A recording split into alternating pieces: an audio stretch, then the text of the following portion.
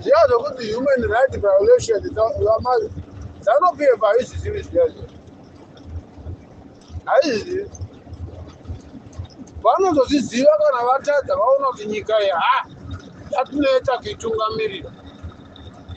That's why muchiona each and every fucking single time vari against naChamisa. Vanotoziva zvavanenge vachiita ivo paipa. Usati vanenge vasingazivi. Vanotozviziva kuti tiri kuitei. Wese weopposition naChamisa unozikanwa akangokuziva chete kuti unosapota Chamisa ende kuti uite chimwe chinhu muZimbabwe kuti uve ne 10 to 15 trucks in Zimbabwe usingasapoti ZANU-PF unonetsana.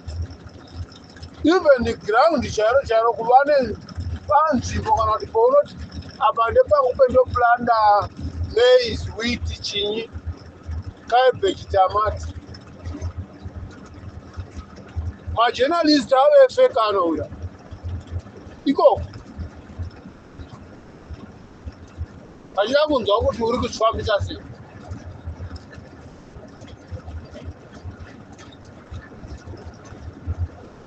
Ideti madafaka wana chiviolence dzinouya dzavo government president wati unoda kupai mari ukabvunza munangagwa kuti unoda kundipa mari uneiwanepi munangagwa unokuudza kuti haisi mari yangu ndeyako. Saka unoona kuti vanhu ava pane chimwe chikiribidi chiri pavari cheproblem yebrain. Chikiribidi chebrain chisinganatsi kushanda zvakanaka. Umwe unoti kana achipa vanhu mota anoti ndedzeZANU-PF.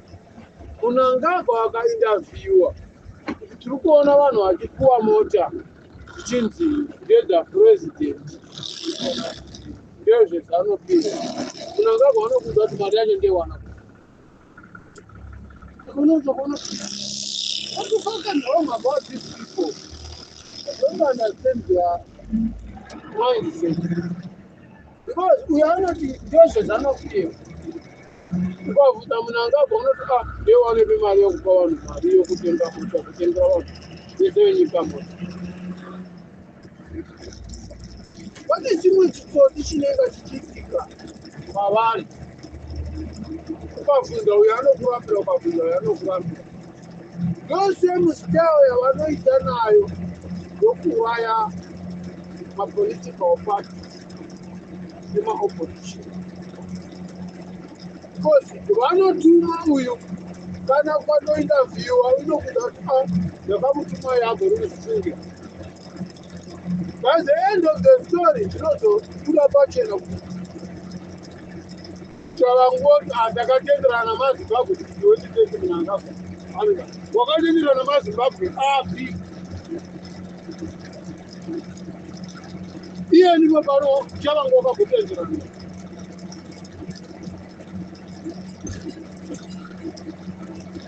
Ende ukangoita against ZANU-PF ende uchitaura mafekti yaenemy yasell out. Asi ukataura kuti chimbavha chiri right muZimbabwe, the ZANU-PF people, what are they? They are right for the ZANU-PF. But vanhu vari kuchema pain killer, pain is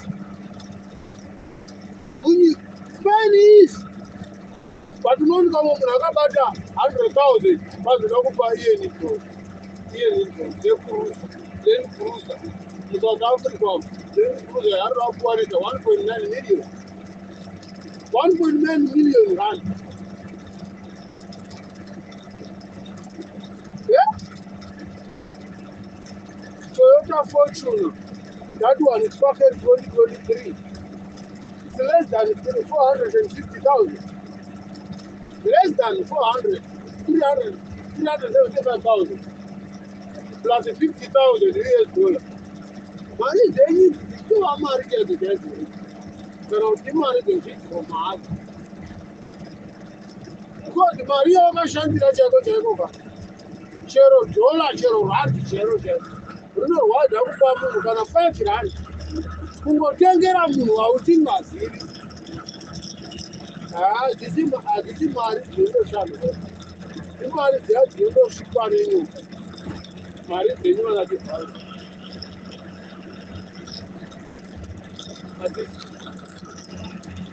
Chandakasitadza ZANU-PF muupenyu hwangu, vakangoona waita chinhu chinodarika vari muZANU-PF, kuita project inodarika vari muZANU-PF, certain people did die through the head of ZANU-PF and people of ZANU-PF. They cannot say no, because some of them, they have killed those people. They are no longer alive. I want to know what happened. Yes. Some of what happened, look at one of them. Anenga achijawo singati. Ipapo unotuma uzitandora munhu. Hauna kana pendi mukati, hauna kana bhuta, hauna kana hembe, hauna kana bhuti, hauna kana blanket kana mubhedha wokuvata. What the fuck in the hell are you? Vanhu vakawanda muZimbabwe muyamuya vakanga vakaropafadza, vamwe vakapiwa mapensheni avo kumabasa kwavo, vakatanga kuita maproject. ZANU-PF ende ZANU-PF nemasabhukiwa wawo imbwa dzavanhu. Masabhukiwa wawo etinogara madzishewawo nemasabhuki kumaruzevha nekumarural area kwatinogara. Masabhukiwa aya imbwa dzavanhu. Because why ndichiti imbwa dzavanhu?